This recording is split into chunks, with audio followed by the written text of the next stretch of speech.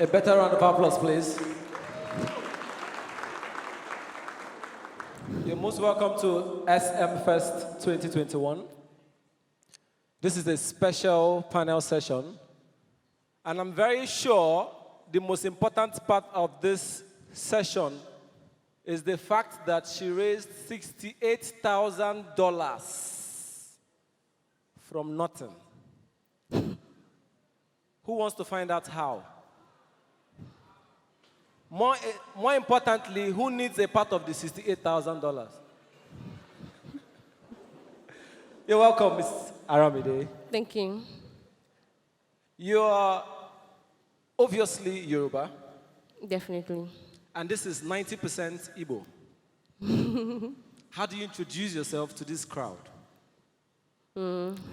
Okay, good afternoon, everyone. I'm excited to be here. My name is Aramide Kayode, and yes, I'm Yoruba. I'm proud of it, but I'm more excited to meet people from a different culture, and it is obviously a very nice place to be. So I work as the founder of Talent Mine, where I ensure that children in low-income communities have access to quality education and better opportunities. But much more than that, I also design learning experiences for people that want to transition into the tech space. So I understand that when you know something, or the difference between someone that is doing something amazing and someone that hasn't figured out anything, is that that person knows something that the other person doesn't know. And once I can help people learn and make learning interactive and engaging for people, then they'll be able to learn, and then they'll be able to transform their lives through learning.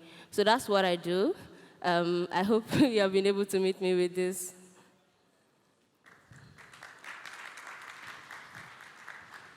$68,000 right now is about 38 million naira. That's like my net worth in 4 years' time. Okay, in 4 weeks' time. Yeah. So how did you raise my net worth in 4 weeks, in 3 weeks, please? I can't talk about the story without mentioning God and how faithful He is to me. And so I remember getting my Harvard admission letter, and I was thinking that because it was Harvard, the best school in the world, I was going to get full funding for my master's program.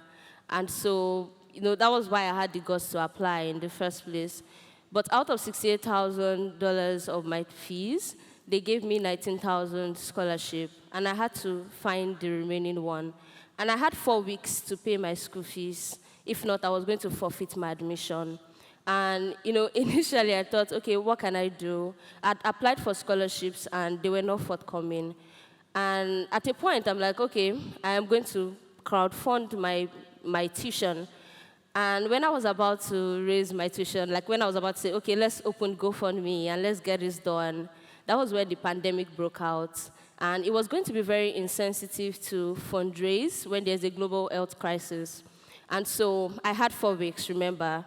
So I said, okay, what I'm going to do is this. I believe that God loves me, and I trust God to take care of me. So I took 1 week out of the 4 weeks, and I prayed about it.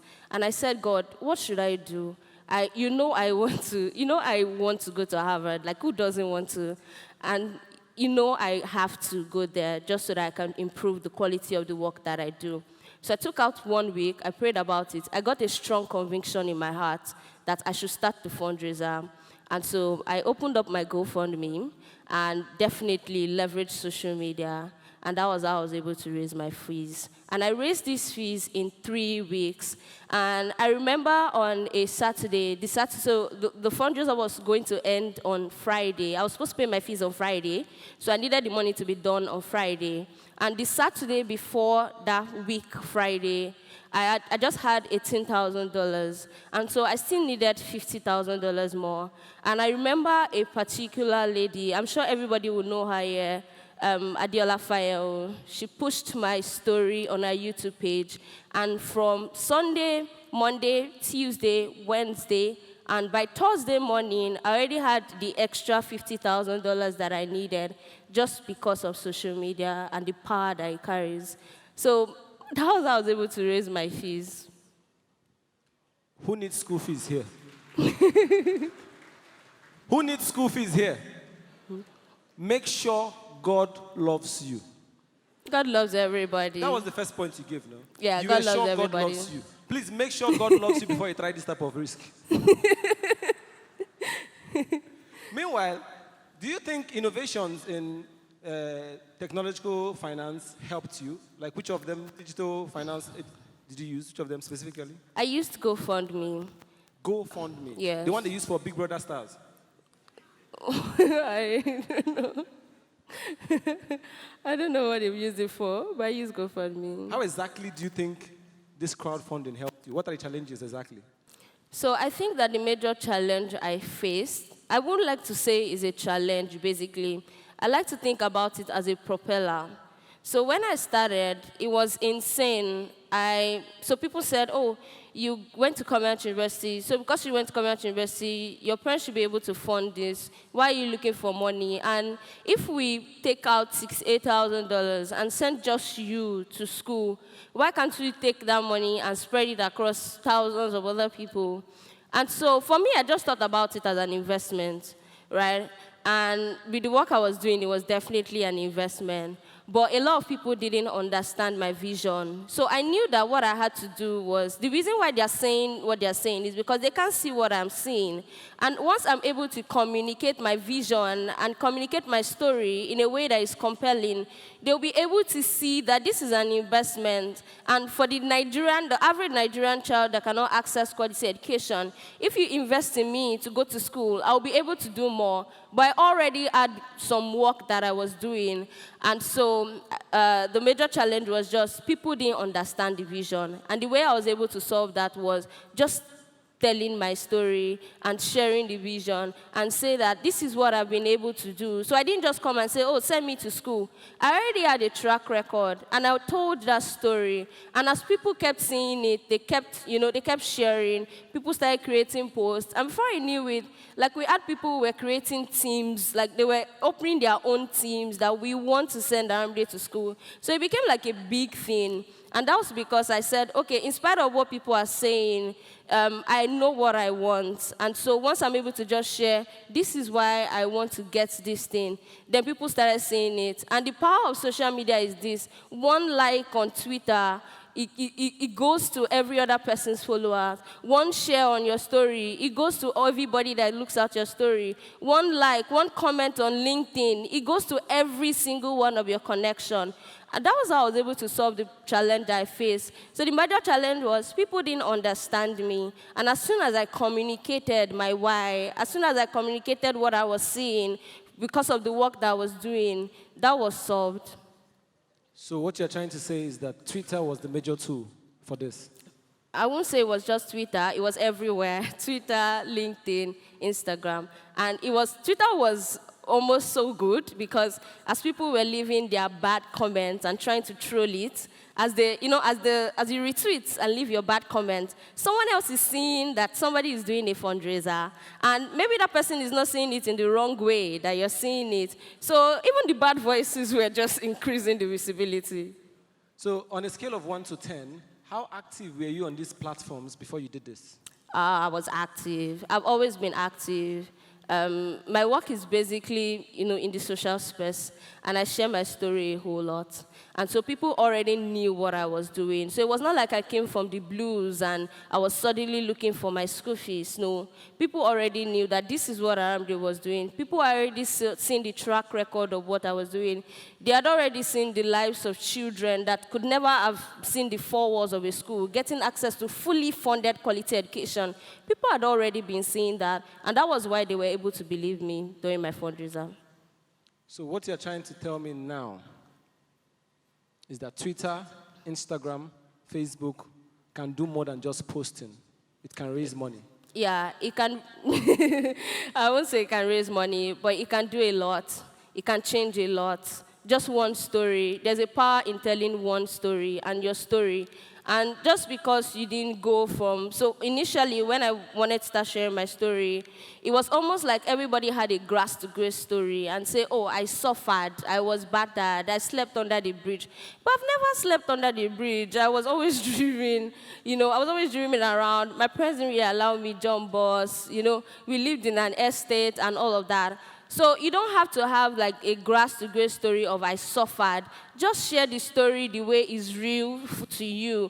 And everybody has their own challenges. I have challenges I faced. You have challenges you face. And if you can just be bold and courageous enough to share it, then the people who have gone through that challenge and they can't say anything because nobody is talking about it, can find hope, can find strength, can find inspiration in your story. And so that's it, honestly. Are you in any way trying to tell me that, because I wanted to ask you, what exactly do you think people bought that made them donate? That made them donate my fundraiser. Yeah, is it that God loves you, or you wanted to go to school, or what exactly do you think was that specific factor that made people to accept your story and donate to you? Okay, so before I got my admission to Harvard, I had taught for 2 years. I graduated from Coventry University with a first class 2018, and I had a full master's scholarship in Coventry University, and I also had a finance role waiting for me. But at that time, I heard about the Kaduna teachers that wrote a Basic 4 test, and out of the 3,000 of them that wrote the test, 21,780 of them failed the test woefully.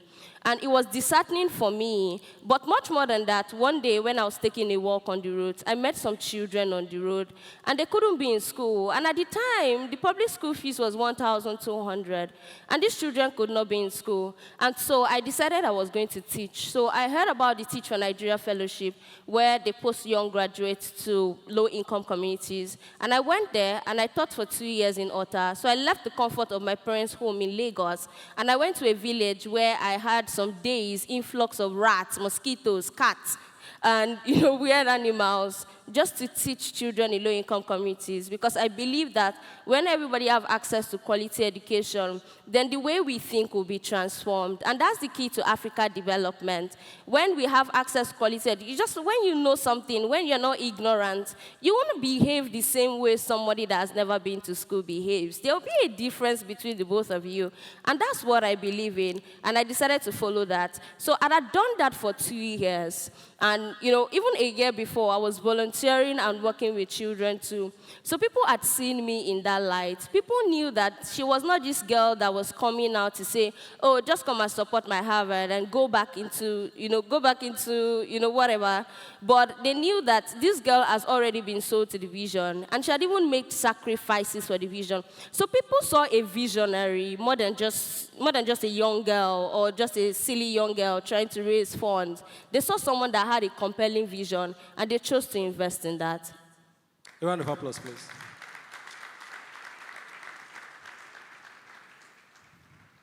From Harvard to marriage, you made us believe you wanted to go to school. Mm-hmm. You went to school. Now you're married. Mm-hmm. You didn't tell us this part. Okay. Are you supposed to announce your marriage? No, I'm just saying, how did you move from Harvard to marriage? So I actually wanted to get married before my master's program. There was the opportunity to get married for my master's program. But right from when I was a child, I always knew that education was important. And not because if I'd gotten married, it would have affected it, no.